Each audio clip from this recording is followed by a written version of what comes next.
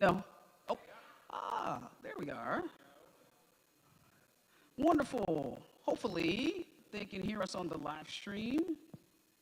We're still testing. If you're joining us, we are about to begin. Test, 1, 2, 3. Hallelujah, they can hear us.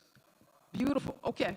Well, we want to invite our friends who are enjoying barbecue to come on over, and we'll get started very shortly here.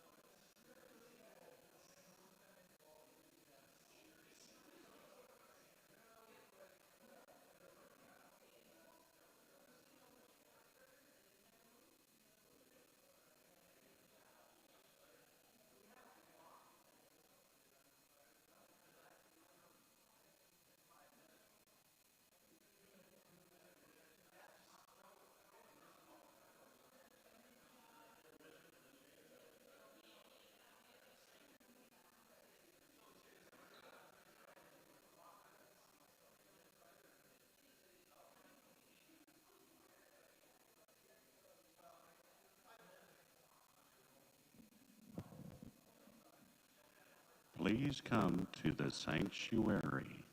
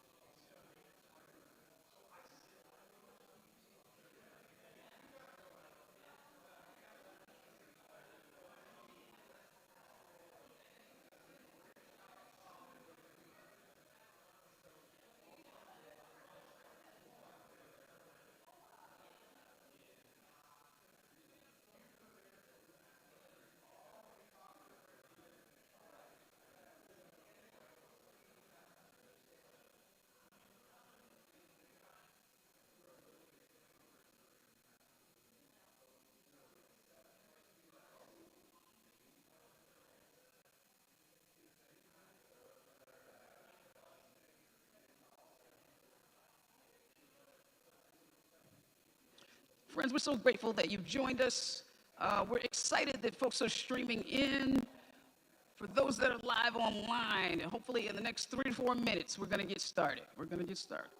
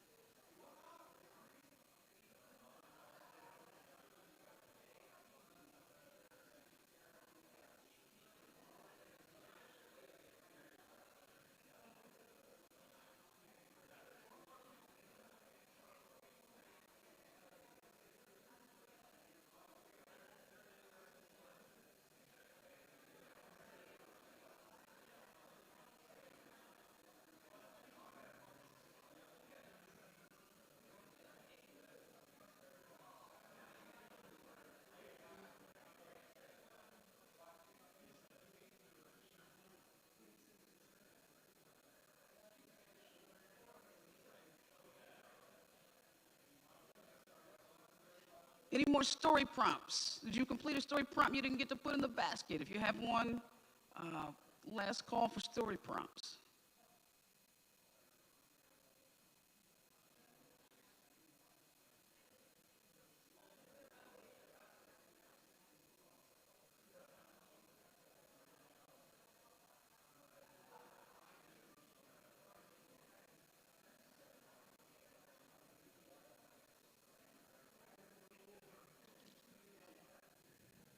Friends, good evening.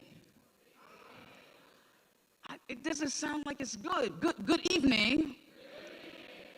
Good evening, Tribe Regional Partnership Initiative, Kansas, Greater Kansas City. If you're here from there, put your hands together.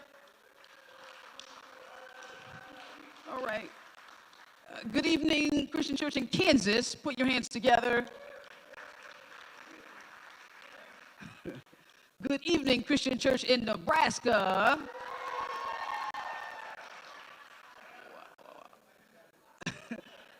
Welcome, friends, disciples from across the United States and Canada. Welcome to our Regional Partnership Initiative. We are so excited. Welcome to the Church Narrative Project. That's right.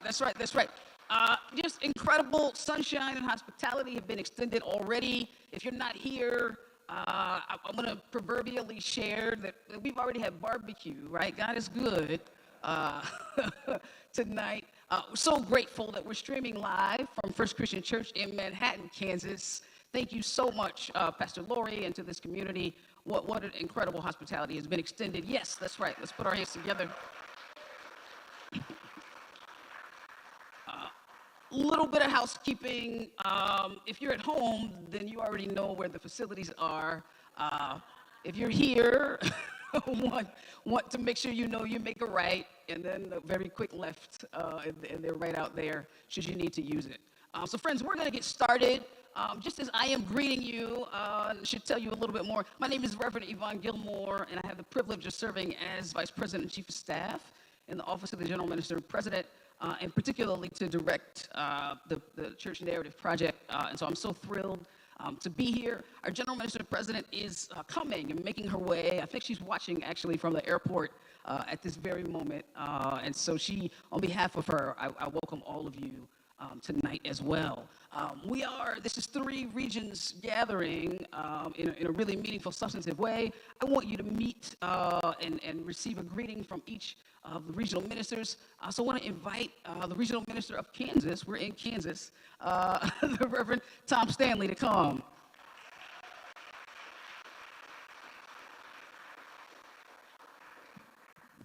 I'm a little taller. Good evening. Welcome to Manhattan, Kansas. Thank you all for being here. Yes, I can't thank, I probably should apologize to Lori. I asked one of her church members if we could host this here, and her church member happens to be the board chair of the Christian Church in Kansas, and she said, oh yeah, we can host that. I probably should have asked Lori first, but thank you, Lori, for hosting us. Thank you, Dave, for the amazing food. Welcome to Kansas, folks. My name is Reverend Tom Stanley, and I am glad you're here.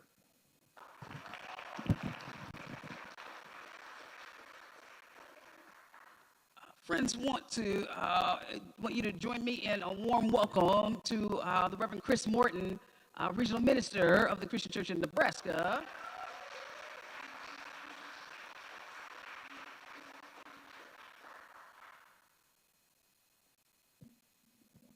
Thank you, Yvonne. I'm Chris Morton from Nebraska. Profound, I know. Thanks, Lori. The only thing I want to say, we had 4 storytellers all lined up. One of them was not able to come because of work complications. The other, Abby Conley, who is our pastor at South Point Christian Church, her mother just died last night. So Abby and Matt Clark, her partner, are on their way to Kentucky. I'm going to be spending the better part of a week or 2 in Kentucky. So would ask us to hold them as we gather. Would have loved to have heard their stories because they both have such rich backgrounds. But we have two other storytellers I'm looking forward to hearing from as well. Thanks.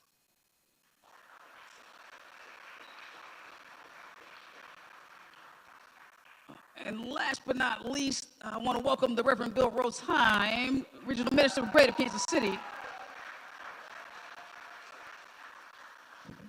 Church, the creator of the universe is in this very room.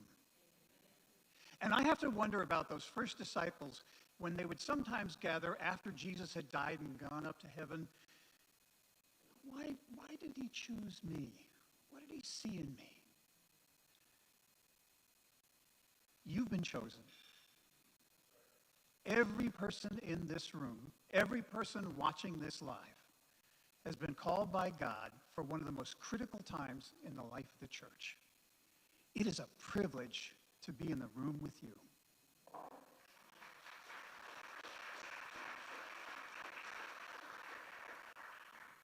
Awesome, awesome. Without further ado, friends, we have been greeted, we have eaten and supped well together, we have been nourished, and so we're gonna take a journey together, right, with Story Hour, and there's just two rules, okay? So I want you to pay close attention, then we're gonna practice briefly. So the rules are that you try to be as fully present as you can. I'm mindful there's a window behind me. There's all kinds of images. You may have had a rough Friday. But as we were just reminded, the creator of the universe is in this room and is going to be moving in a special way through each storyteller. They have taken time. The Reverend Rebecca Anderson of Earshot Stories, incredible storytelling coach, has worked with them through a process, and they're going to be vulnerable tonight and share themselves. So will you give them the gift of your attention? Can we say yes? Beautiful, beautiful. So we give them the gift of your attention, and then I want to invite you to encourage them with your hands and your mouths and your volume, and I don't really care if you want to. I just don't. I mean, maybe you've known one of these people for a long time, and you just kind of don't like them. Tonight, right, our task, we're just here to encourage and lift one another and honor the holy in each one. And so I want you to pretend for a moment that you are at, I mean, if you like Taylor Swift, pretend you're at a Taylor Swift concert. Pretend you're at, greatest event, right, ever. Maybe lay down your church ease. I mean, I'm sure you're probably very loud here at FCC Manhattan on a regular basis. You're loud, okay. But I want you to encourage them. So what's going to happen is I'm going to say a name, and they're going to come up, and I want you to start clapping. But then when they get in front of this microphone, I want you to lose your mind with applause. Okay? So we're going to just practice, right? So if I say Yvonne Gilmore coming to the stage.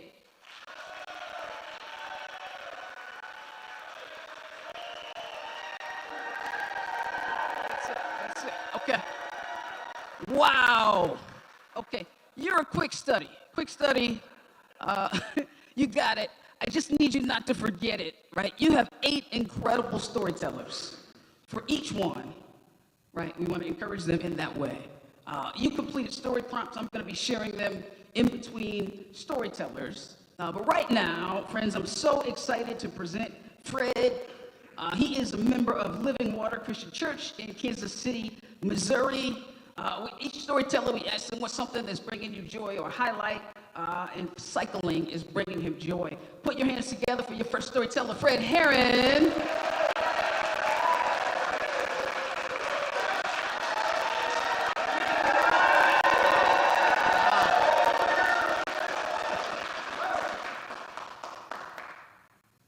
Well, thank you. I wasn't expecting that. Beautiful. On September 10th of 2019, it was a Tuesday night, I was sitting in a circle of about 12 or 15 people in a recovery meeting. The people that I was sitting in the circle with were substance abusers. Most of them had had long histories in substance abuse. And I was sitting in this circle wondering if I belonged or not. I wasn't sure I belonged, but I was willing to give it a try. And I was sitting in the circle, and the person that was leading the meeting didn't know me. I didn't know him.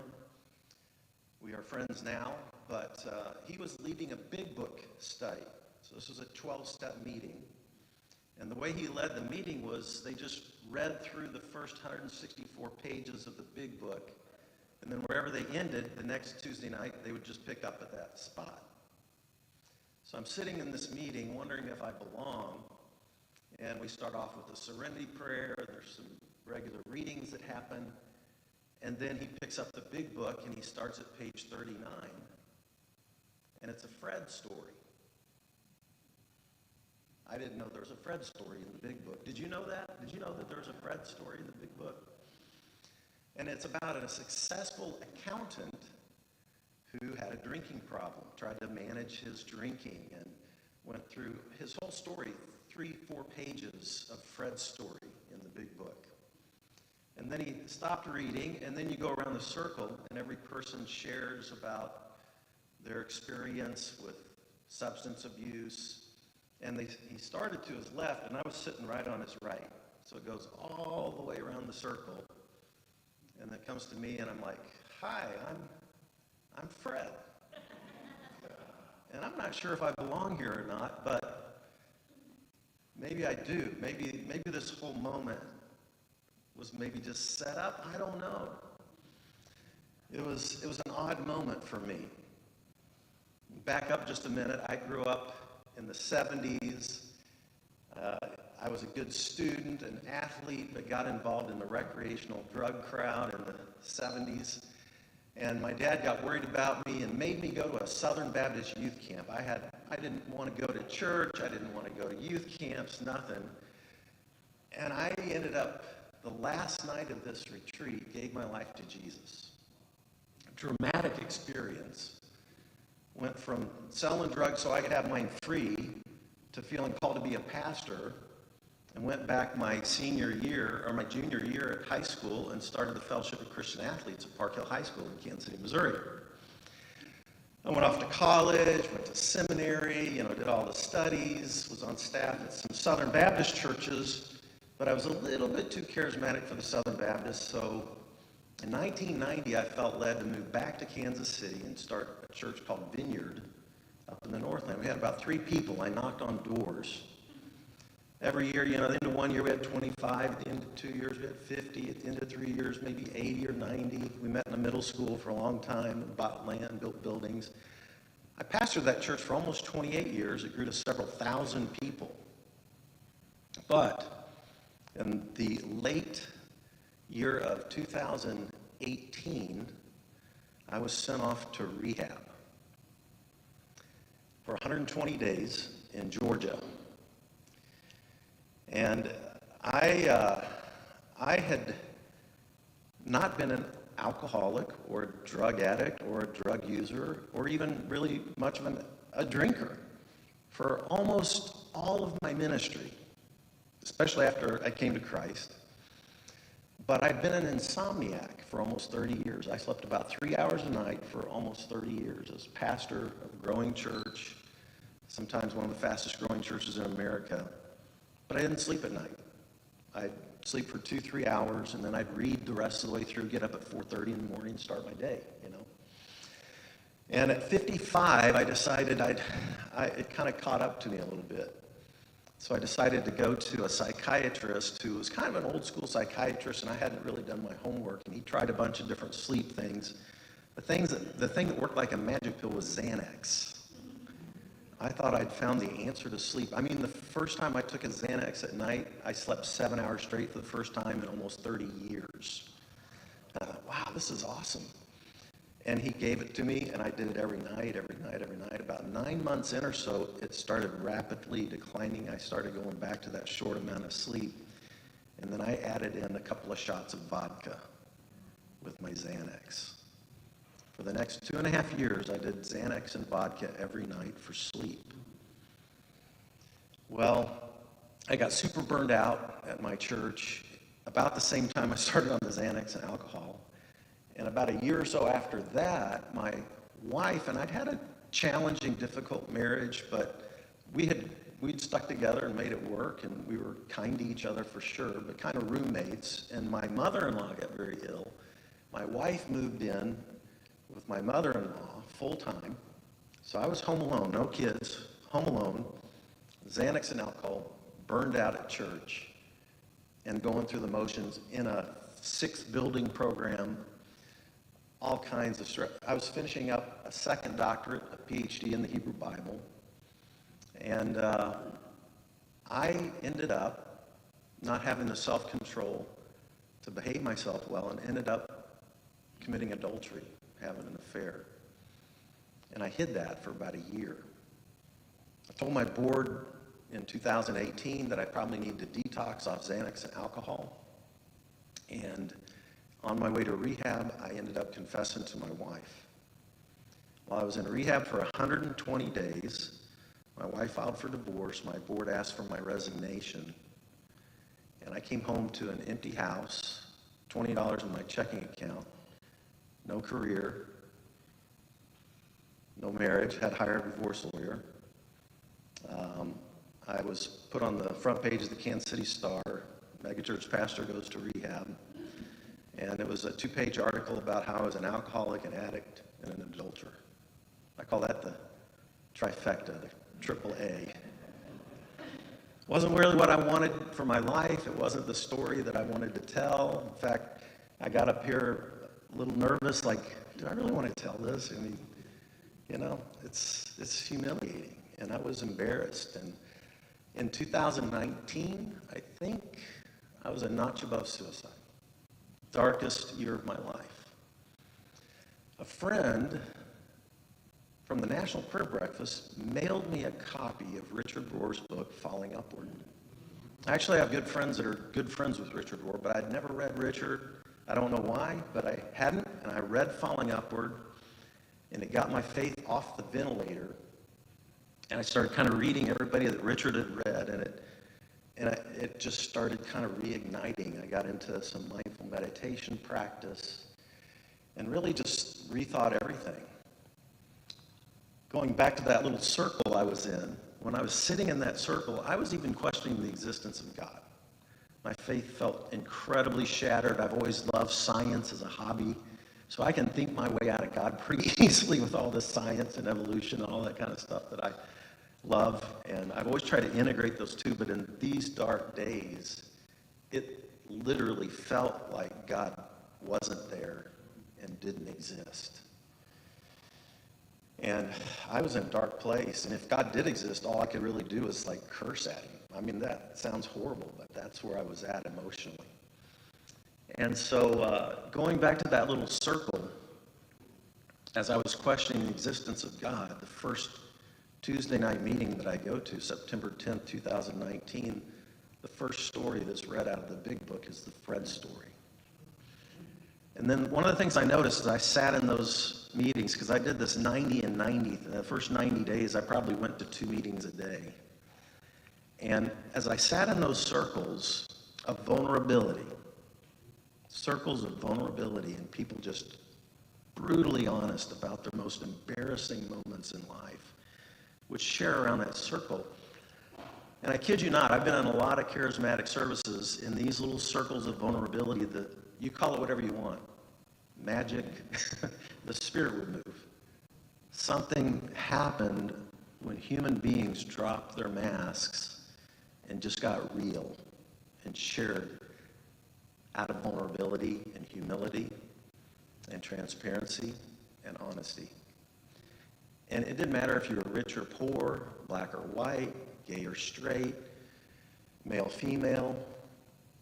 The human vulnerability of those circles, something happens and the Spirit moves, and it connects the human spirit to one another in one of the most beautiful ways I've ever seen. Over those first 90 days, I fell in love with this recovery community and the honesty and the humility and the vulnerability of that community. And I thought, even if I'm not an alcoholic, I want to be with these people. And I'm still part of that community to this day, and so grateful. It reminded me, in sitting in these circles of vulnerability, about a children's story that came out in 1922 by Margaret Williams called The Velveteen Rabbit. And it's where the toys come to life. You know, it's kind of like the original Toy Story, right? And the skin horse is trying to figure out how to be real. And the skin horse and the other animals, actually the skin horse is kind of the wise one. Real isn't how you are made, said the skin horse. It's a thing that happens to you. When a child loves you for a long, long time, not just to play with, but really loves you, then you become real. Does it hurt? Asked the rabbit. Sometimes, said the skin horse, for he was always truthful. When you are real, you don't mind being hurt. Does it happen all at once, like being wound up, or bit by bit? It doesn't happen all at once, said the skin horse. You become. It takes a long time. That's why it doesn't often happen to people who break easily, or who have sharp edges, or have to be carefully kept. Generally, by the time you are real, most of your hair has been loved off, and your eyes drop out, and you get loose in the joints and very shabby. But these things don't matter at all, because once you are real, you can't be ugly, except to people who don't understand. If you listen to the news today, I just thought of this. Did you hear about the rose that grew from a crack in the concrete? Proving nature's law is wrong, it learned to walk without having feet. Funny, it seems, but by keeping its dream, it learned to breathe fresh air. Long live the rose that grew from the concrete. Thank you.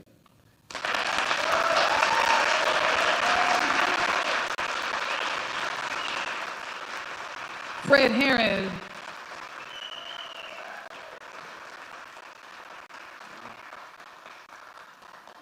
True stories change lives. True stories save lives. We're telling stories about aha moments, eureka moments. I thought aha when I arrived safely without going to sleep. I thought aha when this weekend as we arrived in Manhattan. I thought aha when I had an unexpected phone call from a friend I hadn't heard from in years. It came when I really needed it. I thought aha when my mom told me when and how she met my dad. I thought aha when the whirlwind turned me around to realize I was going in the wrong direction. Friends, your next storyteller is Kate. She is the pastor of Park Center United Church of Christ and First Congregational United Church of Christ in Antelope County, Nebraska. What is bringing her joy is watching her new church matriarch, who in fact is 6 years old, teach the other children and youth how to run the church. Put your hands together. Our next storyteller is Reverend Kate West.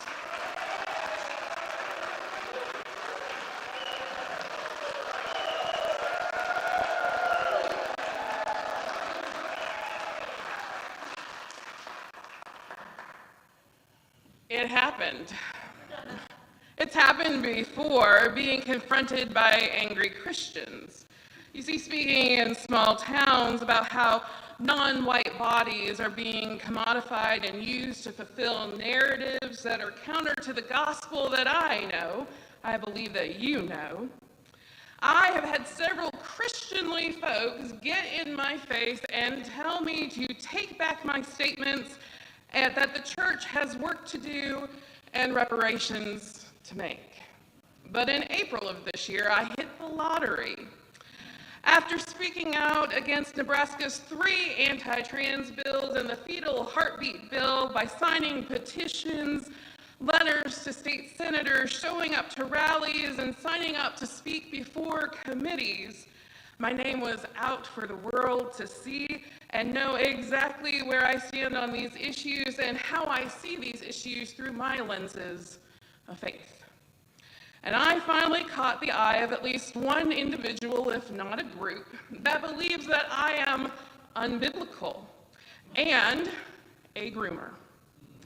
It was April 24th, the day before my birthday, to be exact, and I was sitting at home trying to relax on a Monday that had been full of meetings, still trying to come off of that Sunday high, when I got a phone call from the interim camp administrator for Camp Kaleo, the church camp in Nebraska. A woman with an Omaha cell phone number had called the camp and had tried to get the camp to basically disavow me from having anything to do with the camp or campers because I teach them unchristianly things.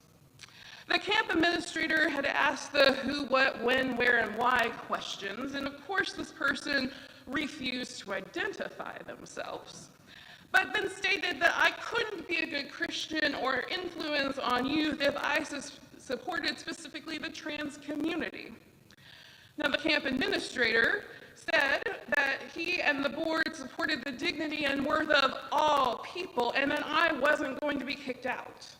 And the caller then ended by saying, "I'm going to blow this up," and hung up the phone. Happy birthday to me? I sat with this phone conversation, the who's and what's running through my mind. Why did they call the camp and not either of my churches to complain? Why such a roundabout way to attack me?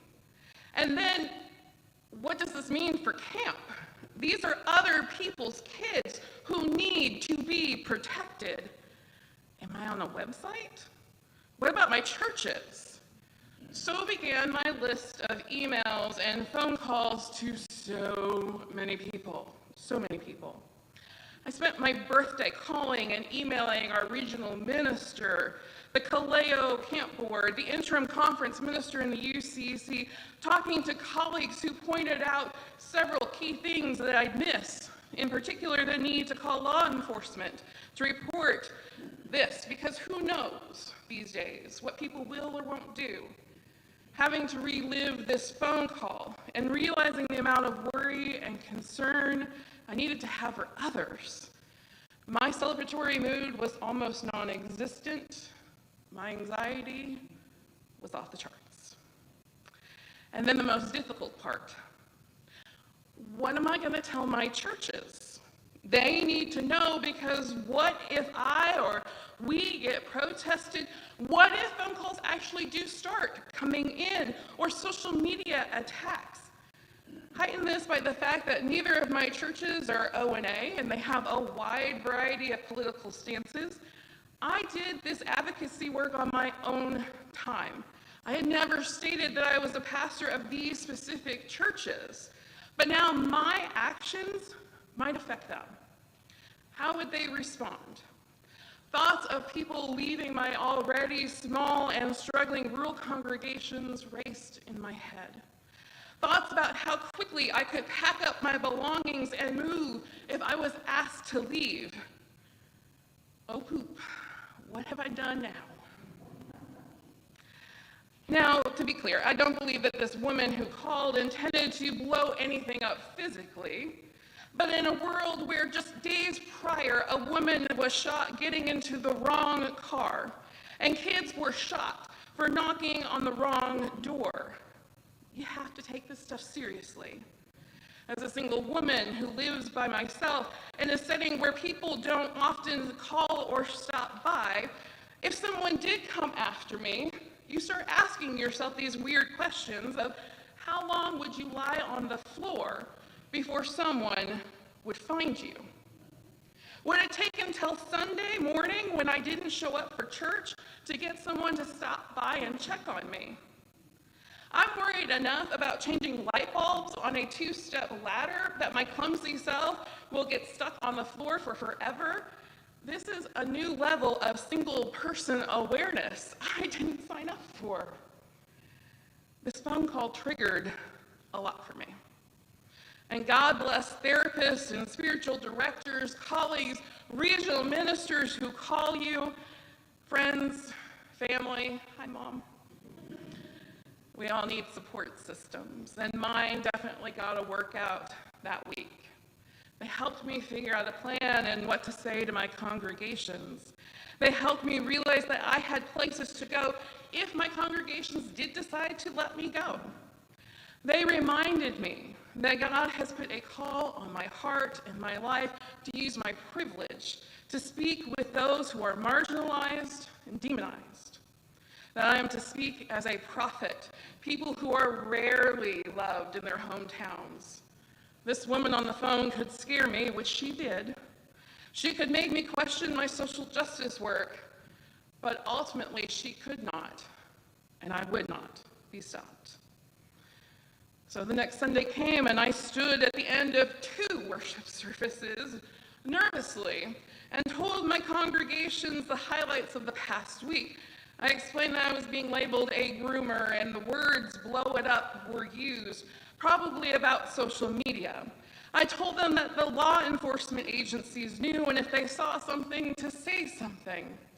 I told them that I was continuing with my plans to direct the middle school camp that summer, and to speak out in Lincoln and other places, because we are called to be God's hands and feet here and now.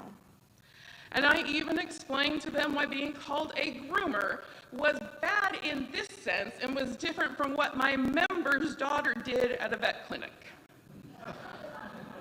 My congregations took in the news, agreed to say something if they saw something, and then they moved on with their Sundays. My anxiety decreased as the congregation seemed to feel like things were dealt with. No special meetings were called. Nothing really changed for them.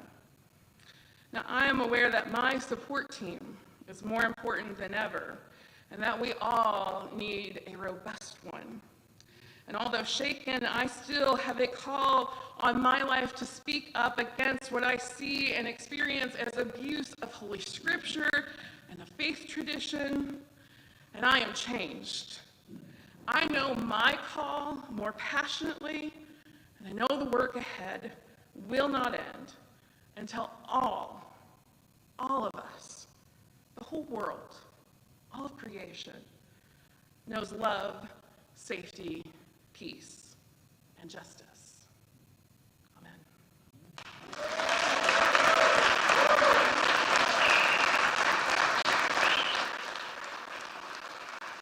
Reverend Kate West.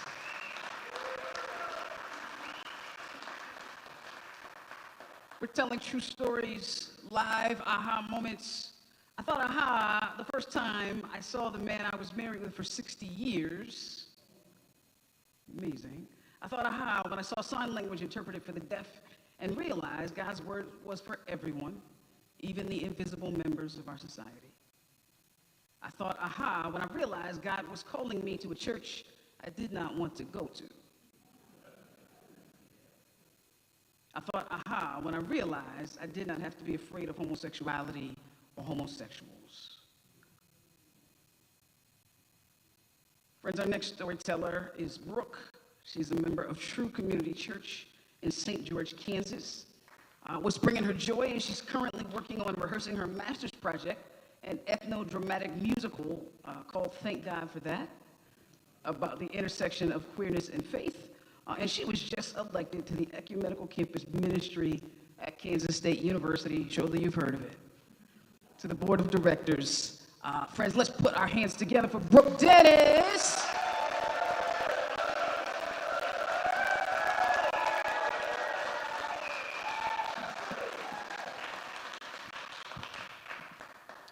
So, starting when I was in middle school, I began going to church camp.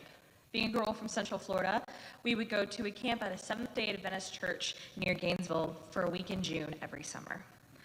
We did the usual camp things, swimming in the spring on campus, playing games in the fields, eating in the mess hall. But it was a church camp, so our days always began and ended with sessions, essentially chapel. The chapel at the camp I went to in middle school was a wood-paneled structure with a border surrounding the stage, the camp's initial in the center. I was a sensitive kid, and still am a sensitive adult, so chapel services were always an emotional experience for me.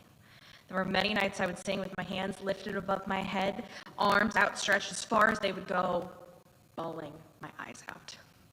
I'm sure I'm not the only one who felt intensely that I was wretched and sinful, and I needed to cry out to God because only He could fix me. There was one song we would sing, The Stand by Hillsong. In hindsight, it probably started my hand-raising habit. The second verse goes, "You stood before my failures and carried the cross for my shame. My sin weighed upon your shoulders, my soul now to stand." And the refrain goes, "So I'll stand with arms high and heart abandoned, in awe of the one who gave it all. I'll stand, my soul, Lord, to you surrendered. All I am is yours." As I said, I cried a lot at church camp. While in some ways I think these songs were instrumental in understanding the depths of my sin, they also did leave me with scrupulosity or religious or moral OCD, constantly concerned with doing the right thing and not making God angry at me. I was so afraid that there was something I could do that could separate me from the love of God, though I wouldn't have used those words at the time. Though I knew I had salvation, I was afraid of becoming a sinner in the hands of an angry God. So you can imagine the depths of terror I felt when I realized there were things about me outside of my control that I was told God hated about me. For nearly 8 years, I prayed and prayed that God would take those things away from me. I would bury down all of those things and pretend that they were not there. And when I wasn't able to pretend, I would pray. Needless to say, those were prayers that God was not interested in answering, or at least not in the ways I expected. Now, I had heard plenty of progressive arguments for the things I was concerned about, but morally I could not get there. So what was I to do? It seemed that I couldn't hold both my conservative ethics and my identity and who I was, so I had to let one of them go, but I couldn't. So what was I to do? Which one to choose? I had found an author who struggled with some of the same tensions that I did, who claimed he was able to balance those things, albeit with some difficulty on some days. He had a book, a very slim memoir, and after some intense deliberation and prayer and dealing with the fact that I was afraid of what I would find in this book, I ordered it from the local library. At the time, I was living in the smallest bedroom on one side of a duplex with 2 other women that knew each other before I moved in. I'm pretty sure the best they could do was tolerate me, so we didn't talk much. As for having the smallest room, it was also the most colorful, as I could not abide the gray, white, and beige interiors my roommates seemed to prefer. My bedspread was covered in bright swirls and flowers that curled around my toes as I opened the book and began to read, my stuffed animals nearby for comfort, just in case I needed it. In those pages, in that tiny room in a duplex in downtown Orlando, I found the words that spoke to my soul. Words of the love God had for me, not despite the things I was struggling with, but in them and through them. As I laid back against my floral sheets, hugging the book to my chest, I didn't cry as I expected, but felt a weight come off of it and another one settle into my bones. I think that was the first time I found out what the peace that surpasses all understanding sounds like and feels like.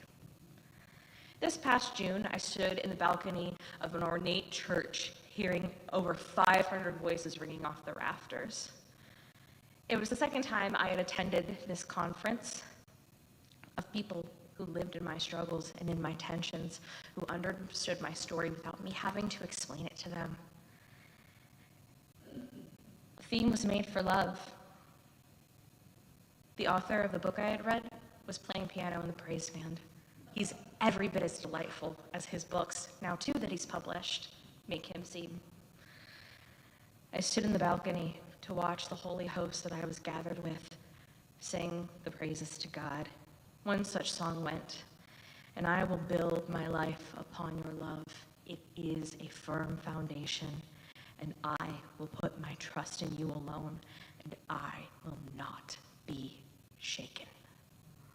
This time I did cry, not the broken-hearted sobbing of my adolescent years, something more like a dam of gratefulness that had been broken over the grace that had been given to me. My tears, slow as they rolled across my cheeks, reflected something very different than what they did when I was a young teenager in Florida. Make no mistake, I am still a sinner and will be until the day I go to glory.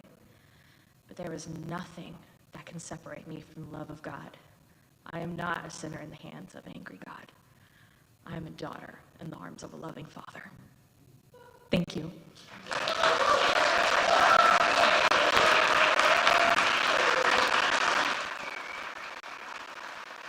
Brooke Dennis. Brooke Dennis. True stories change lives. True stories save lives. Friends, our next storyteller is Mary Lou. She is a member of Swope Parkway United Christian Church in Kansas City, Missouri. What brings her joy is conversing with her 3 teenage grandchildren. She is also the moderator of the Greater Kansas City region. She serves as chair of the Black Disciples Endowment Fund, previous past chair, and the National NBA, National Benevolent Association, and then is on the Disciples of Christ Historical Society board. I want to invite us to put our hands together for the Reverend Mary Lou Kegler.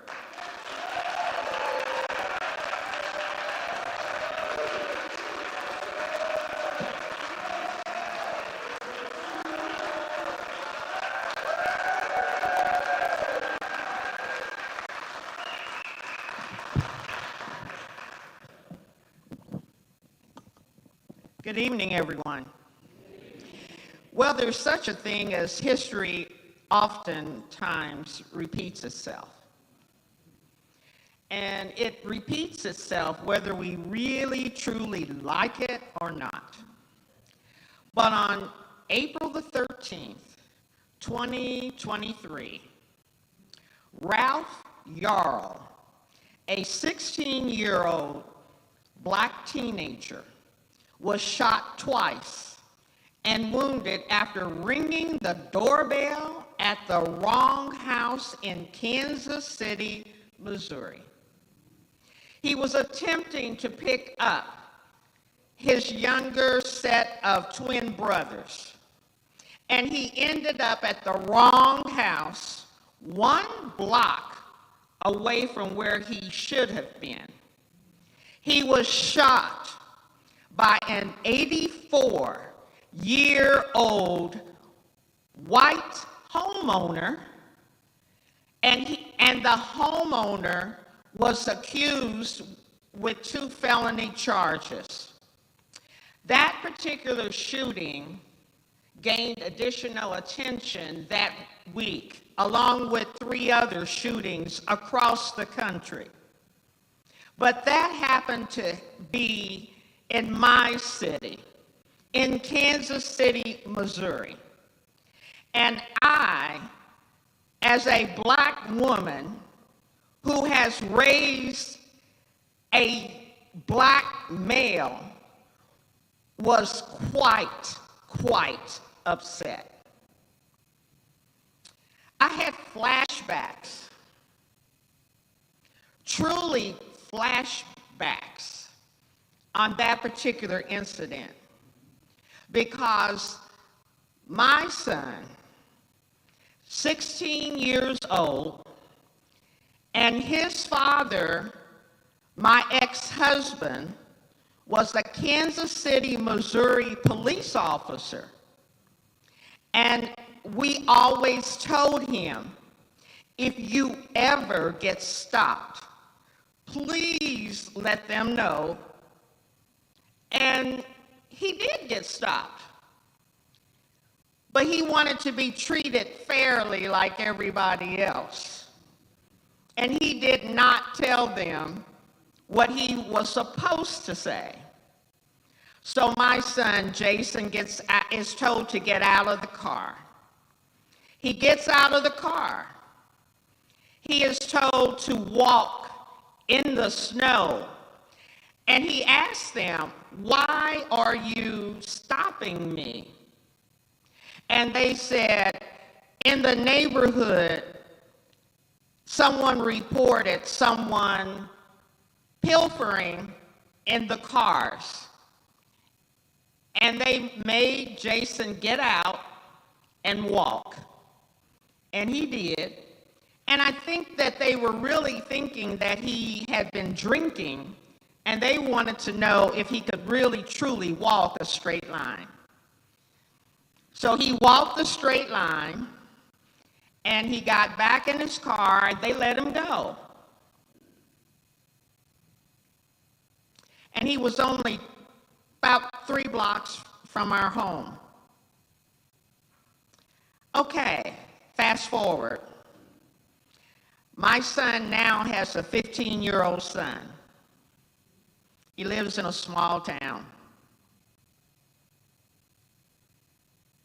I had a flashback that night because I could just see my grandson going to the wrong door, trying to pick up his 12-year-old son, his brother, my grandson, because he has his driver's license. And I was livid.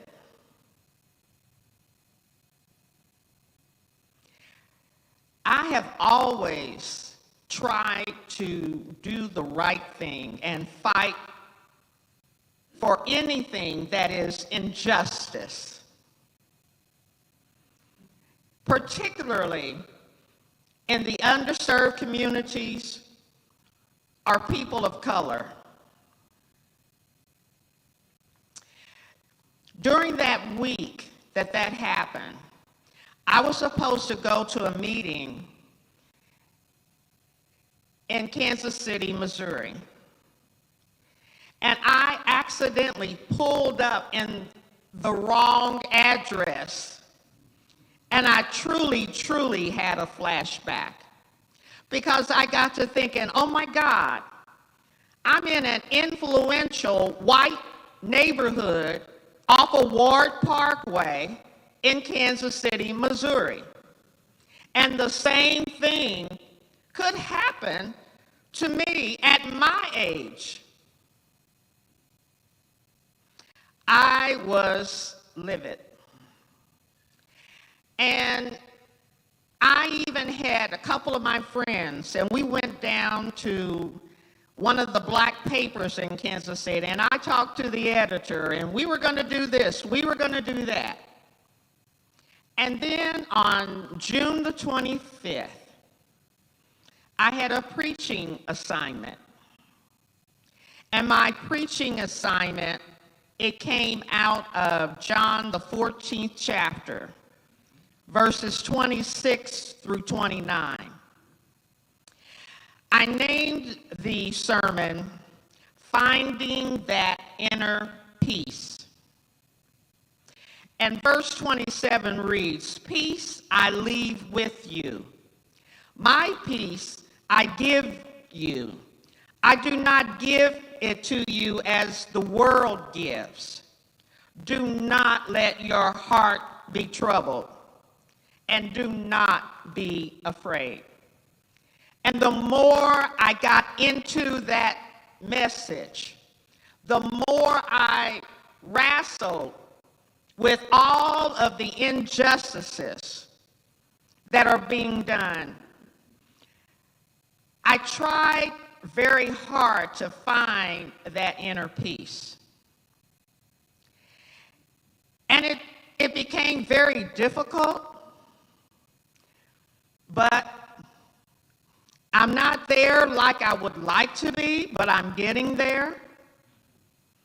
But if it had not been for the grace of God pulling at me and telling me it's going to be okay, in the midst of all of the crazy, it's going to be okay. Now, I worry about my grandson because he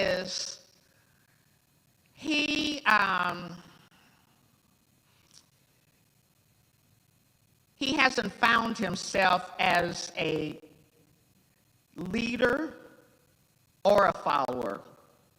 And he is 15 years old.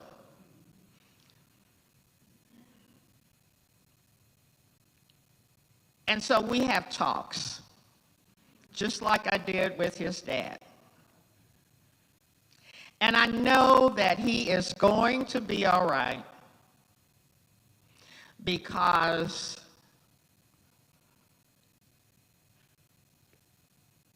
God is on his side. But now, I had to find that inner peace. And I thought, okay, Lord, work with me. Show me. And I began to understand it better by and by. And so there's an old song, and the refrain from that song is, by and by, when the morning comes, when the saints of God are gathered home, we will tell the story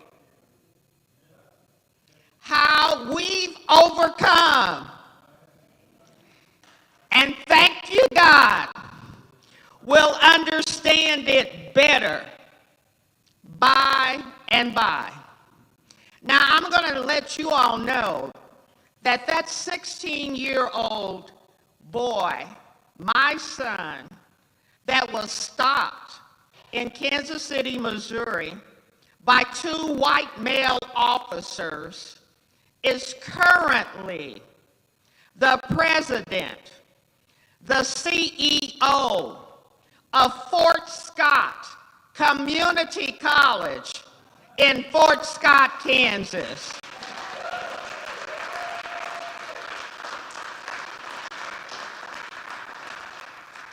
And am I still an angry black woman? Yes.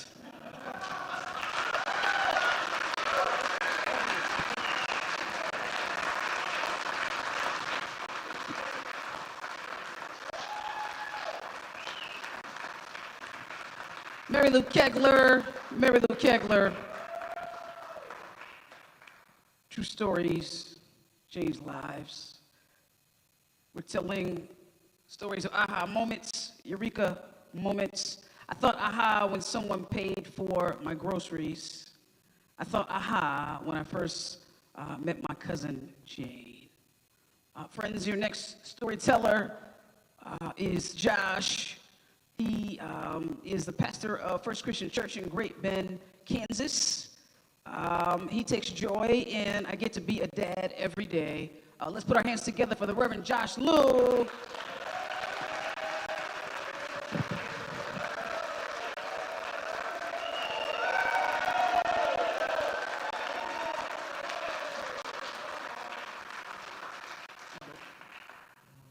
So I want to share with you guys the story of how God's love dropped from my head down to my heart and how it changed my life forever.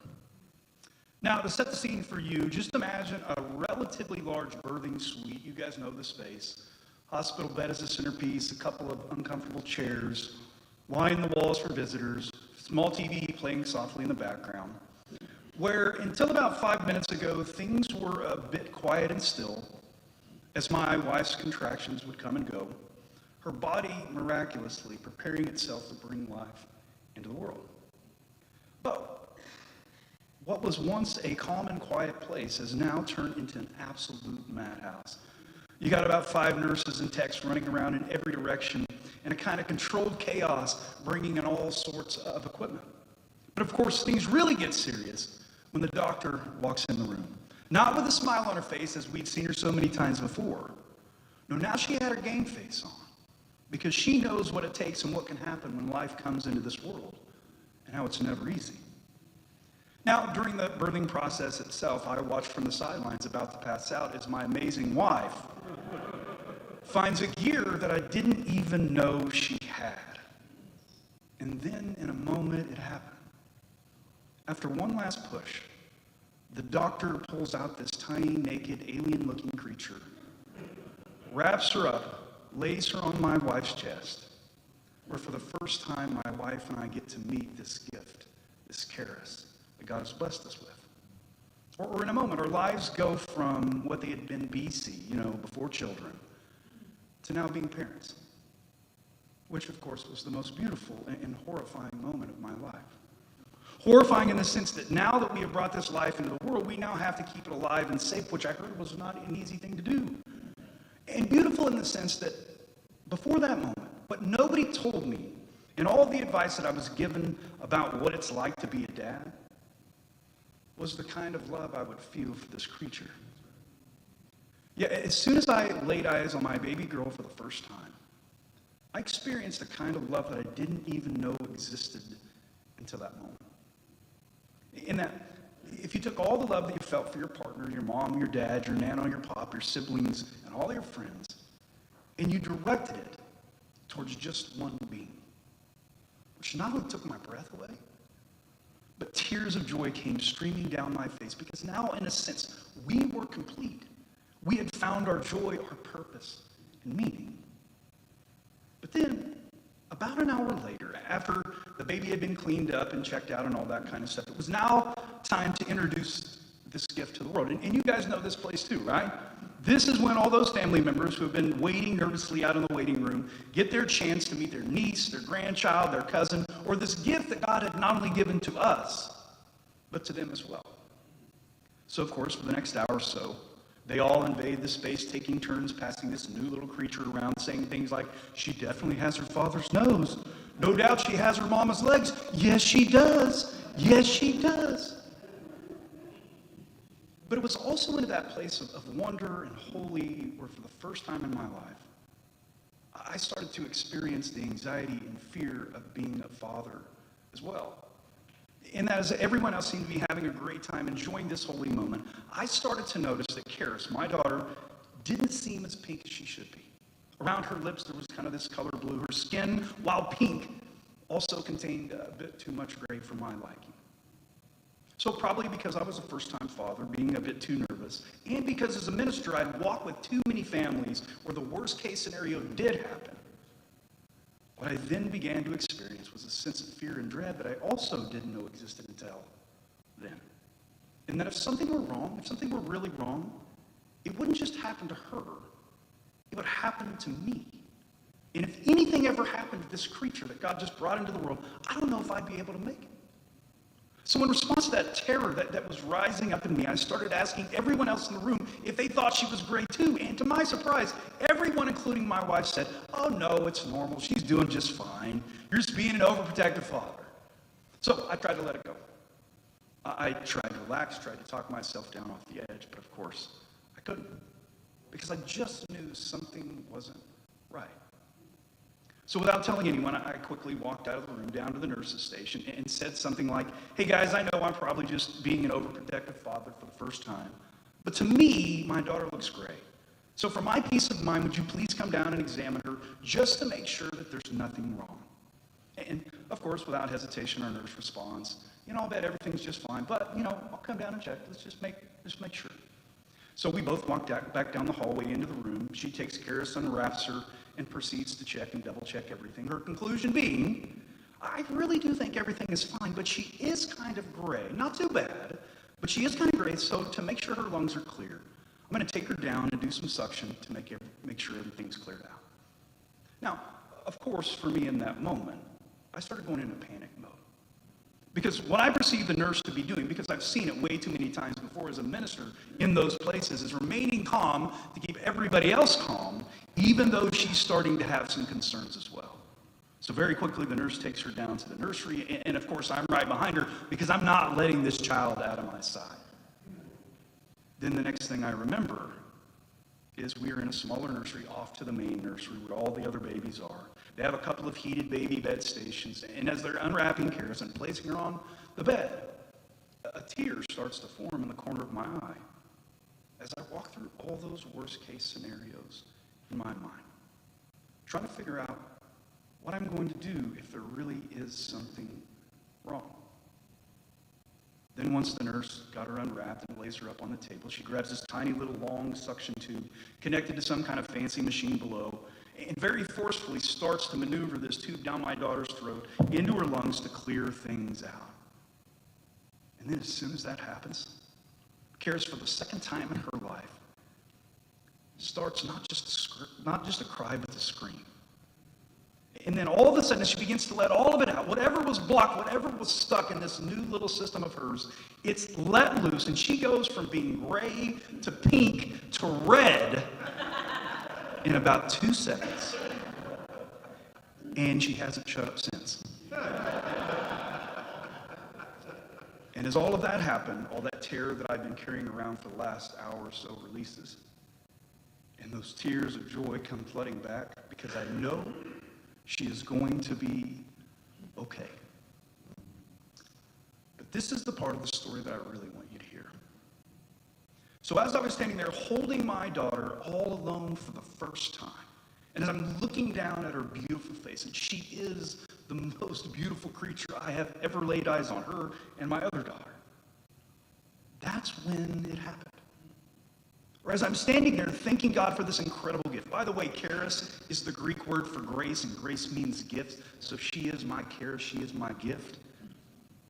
That's when I hear that unmistakable voice speaking within me. And you guys know that voice that is always speaking if we'll just take time to listen. And what that holy voice said to me over and over again is this: in the same way you love this child, I love you and even more. In the same way you love this child, I love you and even more. Now, go out and share that love with everyone you meet.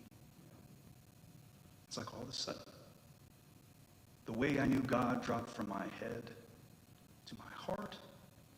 Or now, instead of just understanding God's love in a conceptual, theological kind of way, and I love that stuff, I was able to experience it with every fiber of my being, and it changed me forever.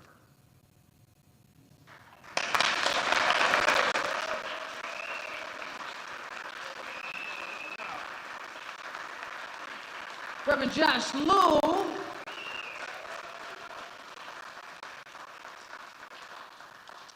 We're telling true stories, live, aha moments, eureka moments. I thought, aha, when I went through an ecumenical Christian weekend called Camino, where I experienced the love of God, always before it had been head knowledge. This experience opened me to answering God's call to ministry, which God extended to me in a dream. Friends, you're not tired yet, are you? We got 3 more incredible stories. Are you ready? Amen. Awesome. Your next storyteller is named John. He's from Overland Park, Kansas, where he has a good, regular, very stable job. He's not a pastor. You can laugh. It's okay. What's bringing him joy is that he and his wife Jenny are trying to determine where they want to move in the future. A little hint is it might be close to a beach. Put your hands together for John Steinmetz.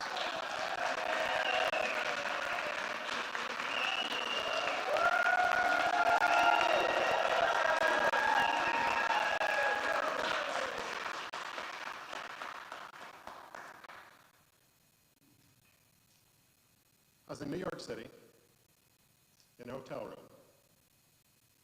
I was in the shower, crying. I tell people that if everybody had parents like mine, the world would be a much better place. My parents weren't perfect, but they were loving and supportive. Now, growing up in the Depression had a significant impact on them. Don't take chances in life. Get a solid job. Stick with it. Don't do anything risky because you never know. And this is what they taught me and my brothers and my sister. So that's what we all did. Honestly, though, I always wanted to be a rock star.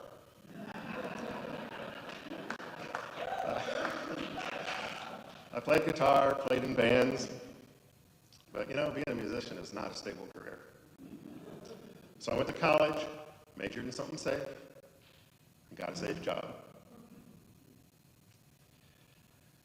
My wife Jenny and I, we have 2 adult kids. Our daughter Katie is the oldest, and our son John is the youngest.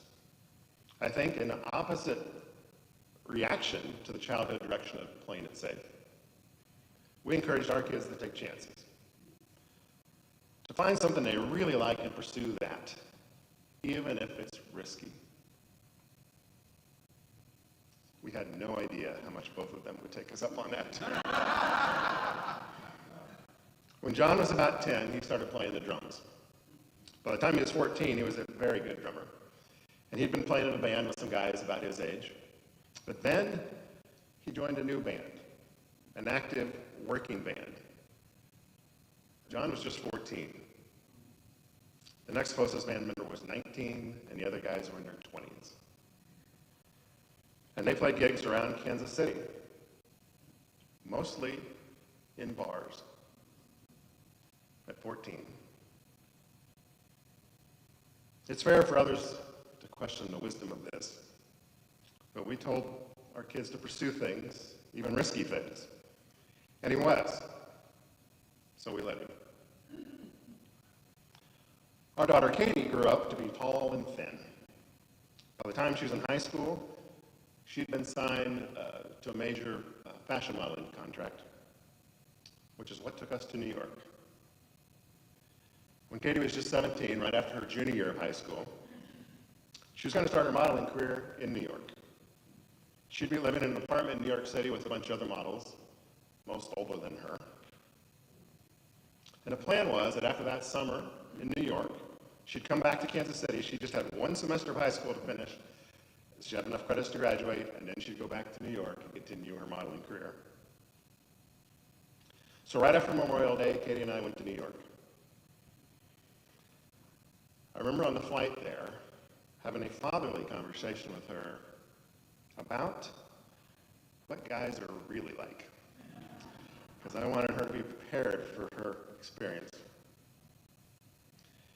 We then spent the day together in the city, and we had a hotel room there for the night. Then the next day, we're going to get her moved into an apartment with all the other models.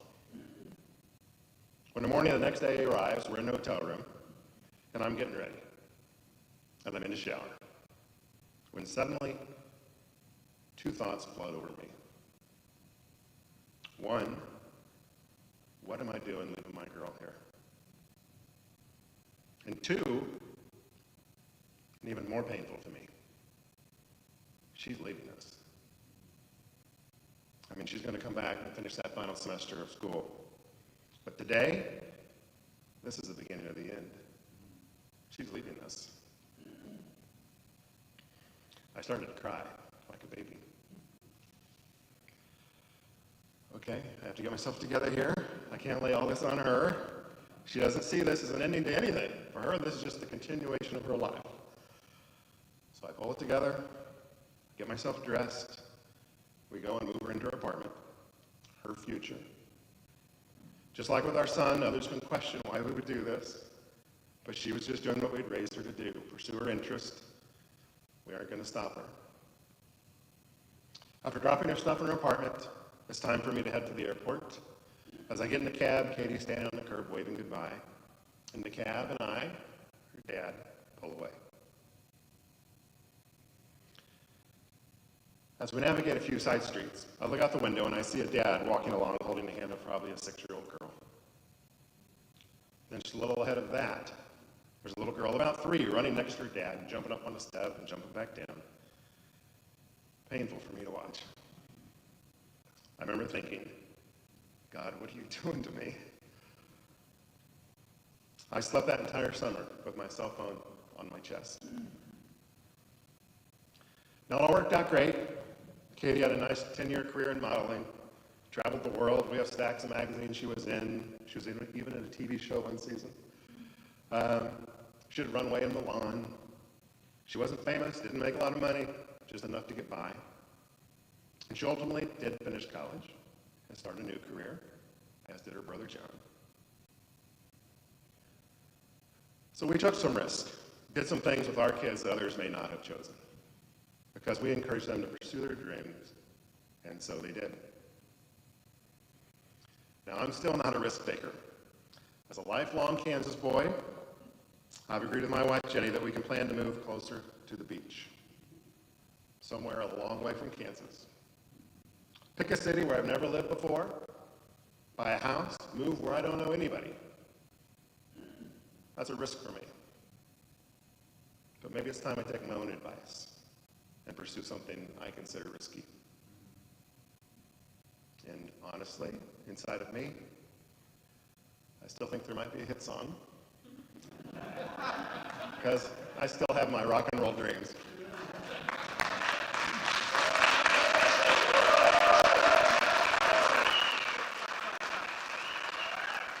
John is a rock star. Thank you, John.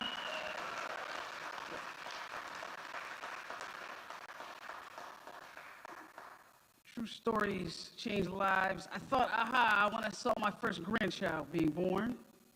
Friend, your next storyteller is named Russ. He is a pastor at First Congregational Church in Chadron, Nebraska. And what's bringing him joy is he is nearing the completion of his third restoration of an antique car. Let's put our hands together for Russ Seeger.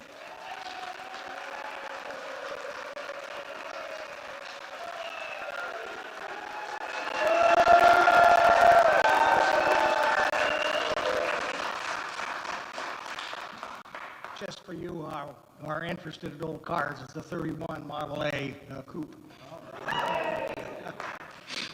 And lots of fun. I've known a number of influential people in my life, both in person and those that you meet through books and workshops and meetings. But none was more valuable than the person I want to tell you about tonight. It was the summer of 1962. I was 13 years old, and I struck up a friendship with an unlikely character. He was a small, framed, stooped, old Indian man. Pete lived in a small tar paper shack just off of Rapid Creek in Rapid City, South Dakota. I knew Pete because he was an avid paper reader, and I was his paper boy. And so every day, I would walk by his house and hand him the paper. I never really knew Pete's age, but counting back, Pete had to be a boy at the time of the Wounded Knee Massacre in 1890. You might ask, how could I know that? Pete told me he was the first volunteer cavalry sent to Cuba in 1898, the Spanish-American conflict. He told me once that he had shaken Teddy Roosevelt's hand. Most Saturdays, after collecting, I loved to listen to Pete's stories.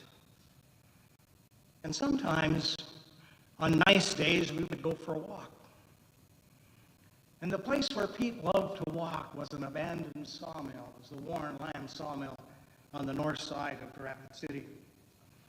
And there were still piles of old sawdust that we would walk around.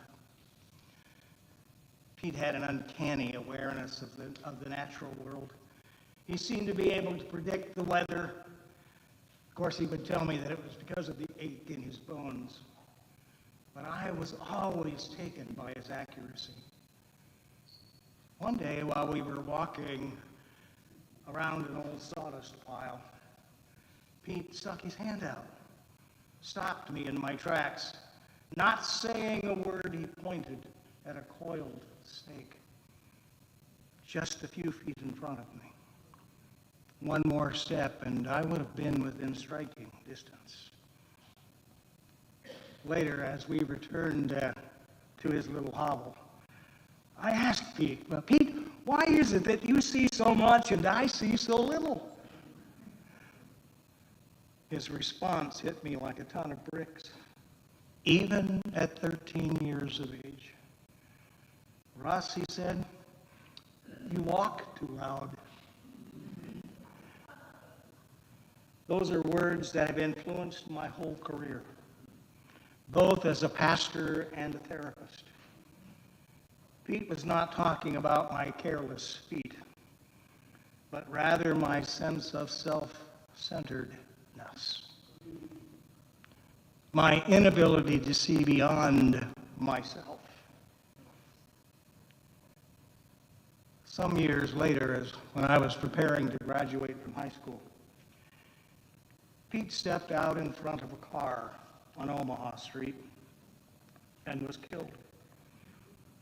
Now, I had long given up my paper route, but I'd stayed in contact with Pete because he was such a remarkable human being. I was devastated by his death. Several days later, I attended his funeral. There were only 3 of us in the room: the preacher, the funeral director, and me. The pastor obviously did not have any knowledge of Pete, and I can't tell you that I really remember much of what he had to say. But I do remember wanting to scream at that moment, "But you didn't know him!"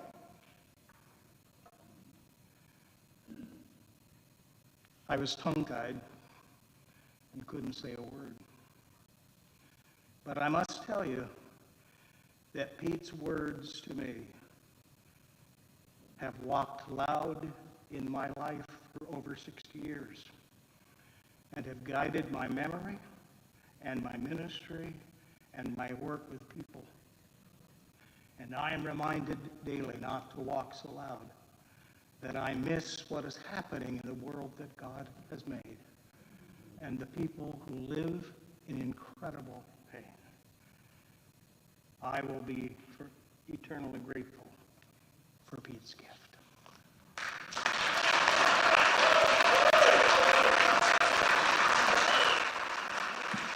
Russ Seeger, everybody. True stories change lives. True stories save lives. I thought, aha, when my students took a lesson in a brand new direction. Friends, your final storyteller tonight has a very formal title. He is an Associate Regional Minister for Transformational Ministries with the Christian Church in Kansas, based out of Wichita. A highlight of 2023 has been getting a house, a place to plant roots with the family, and a place to plant roots in the backyard garden. Let's put our hands together for Reverend Travis Smith McKee.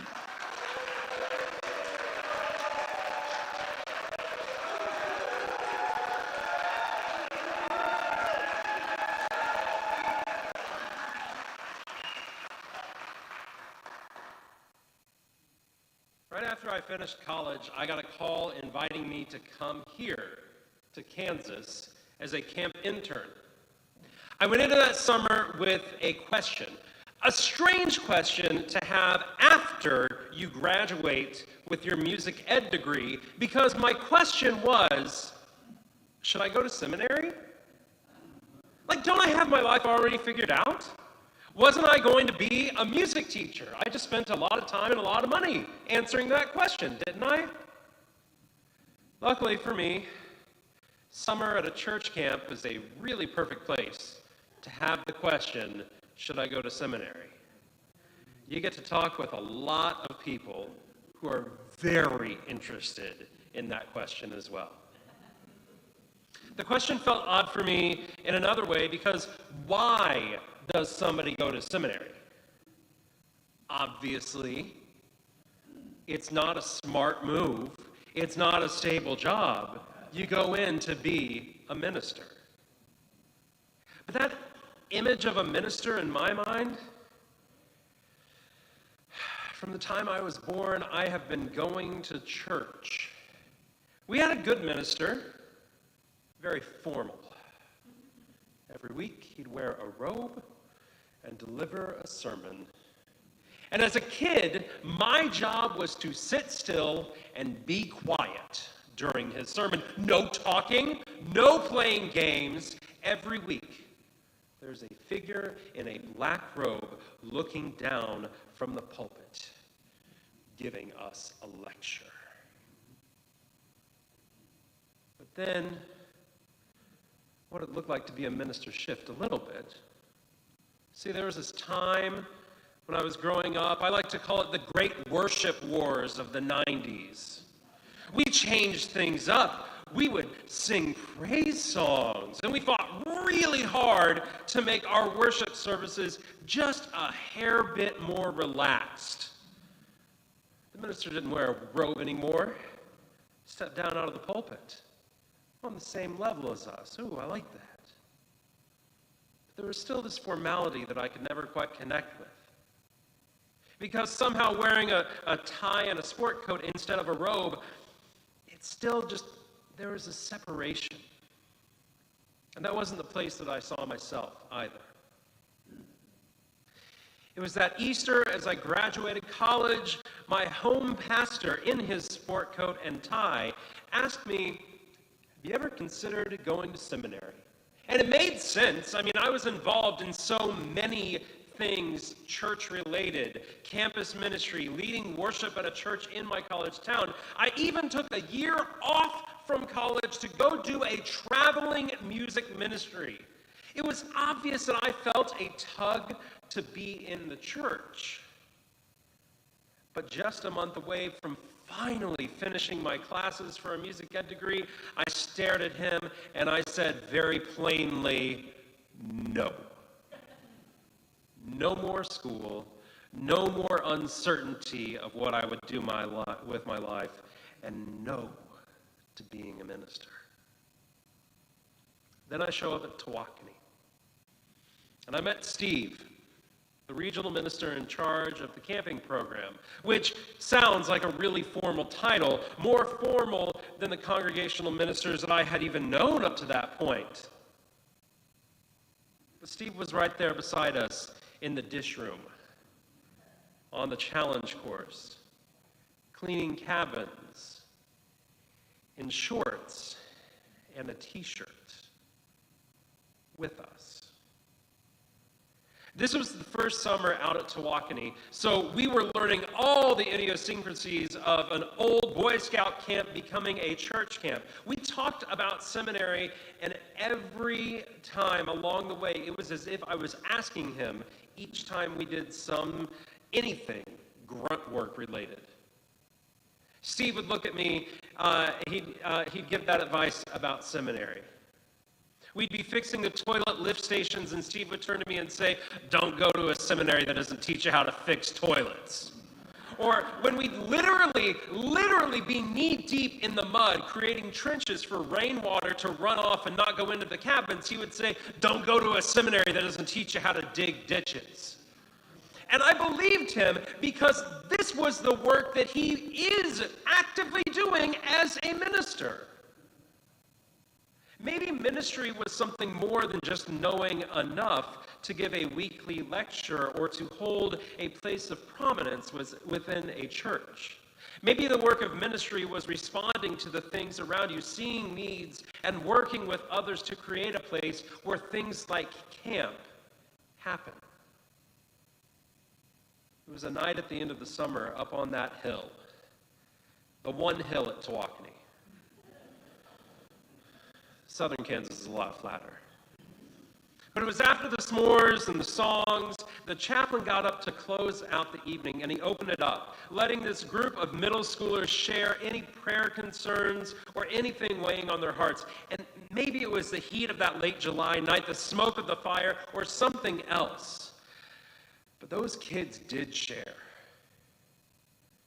They opened up with a sense of vulnerability, true openness, and real comfort with the people that they had built community with this last week. These stories were rough. A kid broke his leg and had a problem with painkillers. Families who were going through divorce, troubles at school, and it became a bit much for me. I had to go off to the side of that hill. I'm not one of those folks who constantly has a direct line with God, a thread of messages that I can quote to you. I'm not typically that kind of a revelation person. But that night, on that hill, I heard something. Now, folks, it was not clear. But if I had to interpret it, I would say it sounded like this. This is what you're called to be with, to be in it, to feel that pain, to feel the struggles.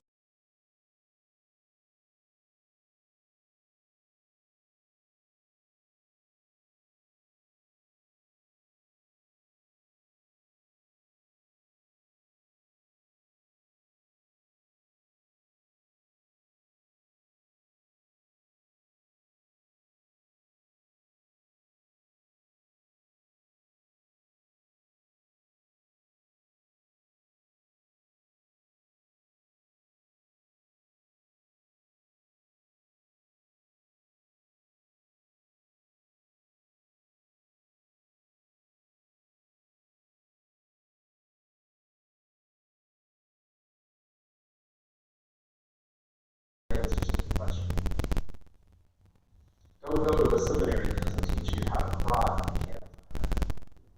Don't go to a seminary that doesn't teach you to be with the kids in these spaces. And don't go to a seminary that doesn't teach you to be open to what the Spirit may be calling you to next.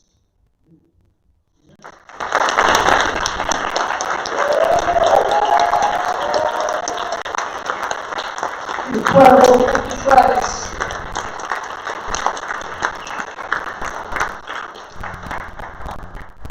Our hearts not burned.